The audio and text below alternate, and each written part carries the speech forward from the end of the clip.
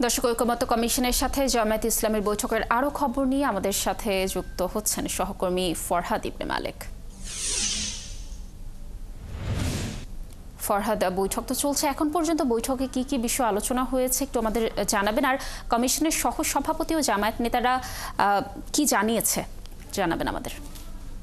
মানে 10:30টায় বৈঠকটি শুরু হয়েছে। বৈঠক এখন তো 1টার বেশি বেজে গেছে। এর মধ্যে মধ্যাহ্ন একটা বিরতি হবে। বিরতিতে আমরা বেশ কিছু বিষয় জানতে পারবো যে মূল কি কি এজেন্ডাতে আসলে কথাগুলো হয়েছে। আমরা এর আগে যতটুকু জানতে পেরেছি যে জামায়াত ইসলামী 20 মার্চ যখন এসেছিল তখন তাদের সাথে যে আলোচনা হয়েছে সেই আলোচনা স্প্রেডশিটে যেই প্রস্তাবগুলো ছিল তার মধ্যে 43টি প্রস্তাবে তারা আসলে একমত হতে পারেনি। 36টি প্রস্তাবে তারা আংশিক একমত হয়েছে, কিছু মতামত দিয়েছে।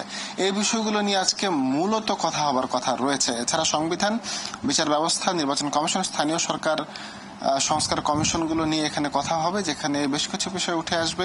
রাষ্ট্রপতি, প্রধানমন্ত্রীর ভারসাম্য, ক্ষমতার ভারসাম্য, তাদের মেয়াদ, সংসদের মেয়াদ, সংসদ উপনেতা, দলের নেতা এবং প্রধানমন্ত্রী কে হবে না হবে এইসব বিষয়ে বেশ কিছু বিল নিয়ে কথা হবে এখানে। এছাড়া এখানে স্থানীয় সরকারের প্রতীক ব্যবহার, স্থানীয় সরকার নির্বাচনের প্রতীক ব্যবহার, স্থানীয় সরকার যেই পদগুলো রয়েছে, ইউনিয়ন পরিষদ, পৌরসভা, এসব বিষয় এদের জন্য আলাদা একটা কমিশন তৈরি করা, এসব বিষয়গুলো নিয়ে এখানে কথা হবে আমরা যতটুকু জানতে পেরেছি। এছাড়া বাংলাদেশের যেই বিচার ব্যবস্থার বিষয় নিয়ে যেখানে বিএনপি বলেছিল তারা একটি আলাদা সুপ্রিম কোর্ট জুডিশিয়ারির জন্য আলাদা একটি সচিবালয় তারা চান, এখানে জামায়াত এই বিষয়ে মন্তব্য জানাবে বলে আমরা জানতে পেরেছি বা আমরা আশা করছি।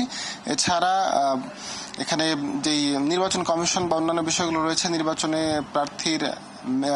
সংসদ প্রার্থীর আসলে বয়স বা সংসদের মেয়াদ, এই বিষয়গুলো নিয়ে কথা হবে। এছাড়া স্বচ্ছতা নিয়ে কথা হবে, যেমনটি আব্দুল্লাহ মোহাম্মদ তাহের বলেছেন তারা একটি স্বচ্ছ, সুষ্ঠু, অবাধ, সুষ্ঠু নির্বাচন তারা চান, যেখানে যার মাধ্যমে দেশে সুষ্ঠু নির্বাচনের ধারা সৃষ্টি হবে।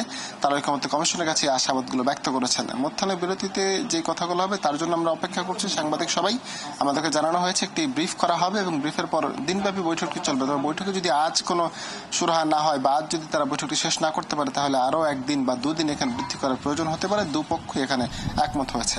তো লাবণী, বৈঠকে বিরতিতে কি জানা যাবে সে তার উপরে ডিপেন্ড করছে যে আসলে তাদের বৈঠকে মূল যে বিষয়গুলো আলোচনা হচ্ছে। এখন পর্যন্ত আমার কাছে এই ছিল বৈঠক নিয়ে। লাবণী। ফরহাদ, অসংখ্য ধন্যবাদ আমাদের সাথে যুক্ত থাকার জন্য। নিশ্চয়ই আমরা মধ্যাহ্ন বিরতির পর নতুন কোনো তথ্য দর্শকদের জানাতে পারবো আপনার মাধ্যমে।